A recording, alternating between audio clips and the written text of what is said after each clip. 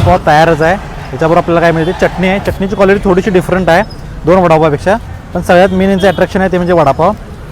वडापावची जी quality आहे ती जे राजगिरे दाखवलं आणि झाडाखालचा वडापाव दाखवला यांच्यापेक्षा वडापाव जरा थोडा मोठा वाटतो मला. एकदम गरम आहे आणि याची बन पाव देत नाहीत त्यांनी, स्लाईस ब्रेड देतात ज्याबरोबर 2 मिरच्या आहेत. त्याचा टेस्ट बघायची नेमकी कशी आहे. तर मी काय पाव खाणार नाही आहे. ही जर बघितलं तर नावाप्रमाणेच वडापाव पण एकदम ढोले आहे. क्वालिटी तर बेस्ट आहे. चटणी मी जरा डीप करून घेतो मी.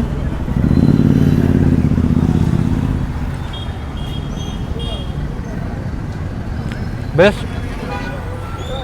बरोबर जो वरचा लेअर आहे तो एकदम क्रंची आहे आणि थोडीशी स्पायसी टेस्ट आहे भाजीमधली, पण क्वालिटी बेस्ट आहे.